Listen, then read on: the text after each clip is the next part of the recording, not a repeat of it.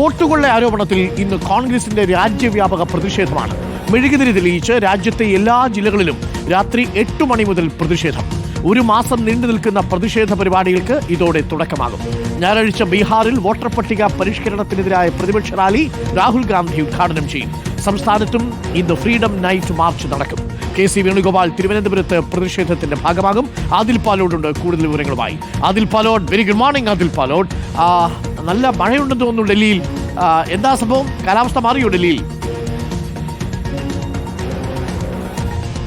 കാലാവസ്ഥ ഇന്നലെ രാത്രി മുതൽ നല്ല മഴയുണ്ട്. ഞാനിപ്പോ യമുനാ നദിയുടെ ഭാഗത്താണുള്ളത്. യമുനാ നദി അല്പം ദൃശ്യങ്ങൾ കാണിക്കാൻ കഴിയുമെങ്കിൽ നേരത്തെയൊക്കെ യമുനാ നദിയിൽ അപകട നിലയിലേക്ക് കാര്യങ്ങൾ എത്തിയിരുന്നു. പക്ഷേ ഇപ്പോൾ അല്പം ഇതിന്റെ ഒഴുക്കൊക്കെ കുറഞ്ഞു എന്നുള്ളതായിരുന്നു. പക്ഷേ വീണ്ടും മഴ കൂടുകയാണ് അരുൺകുമാർ. യമുനാ നദിയാണ് ഇപ്പോൾ നമ്മൾ ഈ ദൃശ്യങ്ങളിൽ കാണുന്നത്. ഈ നദിയുടെ ഒഴുക്കിനെ അനുസരിച്ചും ഇതിന്റെ വെള്ളപ്പൊക്ക ഭീഷണിയൊക്കെ ഇതിനെ അടിസ്ഥാനമാക്കിയാണ് ഇരിക്കുന്നത് എന്നുള്ളതാണ് ഡൽഹിയിൽ. ഏതായാലും മഴ കൂടുന്നു. മഴ ഇന്നലെ രാത്രി നല്ല മഴ പെയ്തിരുന്നു. പക്ഷേ ഇപ്പോൾ ചെറിയൊരു ചാറ്റൽ മഴയാണ്. ഇനിയും വലിയ മഴ പെയ്യാനുള്ള കാർമേഘമാണ് കാണുന്നത്. Okay, thank you. നമുക്ക് വാർത്തയിലേക്ക് വന്നാൽ ഇന്ന് രാത്രി മെഴുകുതിരി കത്തിച്ചിട്ടുള്ള പ്രതിഷേധമുണ്ട്. അത് വലിയ വ്യാപകമായൊരു പ്രതിഷേധമാണ്. രാജ്യമൊട്ടാകെ വ്യാപിപ്പിക്കാനാണ് കോൺഗ്രസിന്റെ ശ്രമം. ഒരു മാസം നീണ്ടു നിൽക്കും. അതായത് ബീഹാർ തെരഞ്ഞെടുപ്പിലേക്ക് ഈ പ്രതിഷേധത്തിന്റെ ജ്വാല പടരും എന്നാണ് മനസ്സിലാക്കേണ്ടത്, അല്ലേ അതിൽ? ഉറപ്പായും അങ്ങനെ തന്നെയാണ്. അത് തന്നെയാണ് കോൺഗ്രസ് ലക്ഷ്യം വെക്കുകയും ചെയ്യുന്നത്. ഇന്ന് രാത്രി 8 മണിക്ക് രാജ്യത്തിന്റെ എല്ലാ ജില്ലകളിലും 8 മണിക്ക് മെഴുകുതിരി തെളിച്ച് പ്രതിഷേധിക്കുകയാണ് തെരഞ്ഞെടുപ്പ് കമ്മീഷൻ അട്ടിമറിക്കെതിരെ എന്നുള്ളതാണ് കോൺഗ്രസ് ആഹ്വാനം ചെയ്തിരിക്കുന്നത്.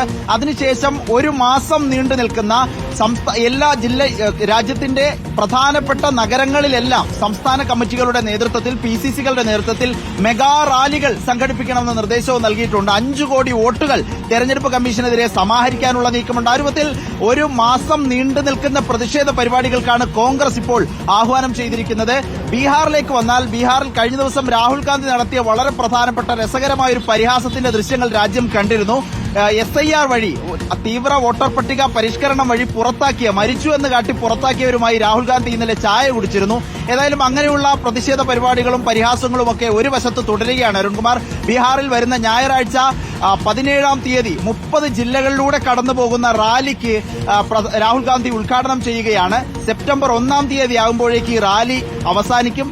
റാലിയുടെ സമാപനത്തിൽ ഇന്ത്യ സഖ്യ നേതാക്കൾ ദില്ലിയിൽ മാർച്ച് നടത്തിയതിന് സമാനമായ, അല്ലെങ്കിൽ അതിനേക്കാൾ ഒരു പടി കൂടി കടന്ന് എന്ന രൂപത്തിൽ തന്നെ ഇന്ത്യ സഖ്യത്തിലെ എല്ലാ നേതാക്കളും ബീഹാറിലേക്ക് പ്രതിഷേധത്തിനായി പോകുന്നു എന്നുള്ളതാണ് വാർത്ത. ഈ രൂപത്തിൽ രാജ്യമാകെ പ്രതിഷേധം വ്യാപിപ്പിക്കുകയാണ്. അത് ബീഹാർ നിയമസഭാ തെരഞ്ഞെടുപ്പ് വരെ നീളും എന്നുള്ളതാണ് ഈ ഘട്ടത്തിൽ നമുക്ക് മനസ്സിലാക്കാനും കഴിയുന്നത്. അതിനിടെയാണ് ഇന്നലെ BJPയുടെ ഭാഗത്ത് നിന്ന് സോണിയാഗാന്ധിയെ മുൻനിർത്തിയുള്ള ഒരു പ്രതിരോധം നമ്മൾ കണ്ടത്. പക്ഷേ സോണിയാഗാന്ധിക്കെതിരായ വിമർശനം വർഷങ്ങൾക്ക് മുൻപ് വന്നതാണ്. അത് കാര്യമാക്കേണ്ടതില്ല എന്നുള്ളതാണ് കോൺഗ്രസിന്റെ നേതൃതലത്തിലെ ധാരണ.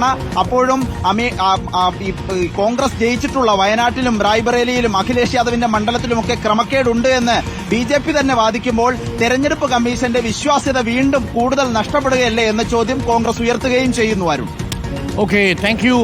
ഇപ്പോൾ ആദിൽ പാലോടാണ് വിവരങ്ങൾ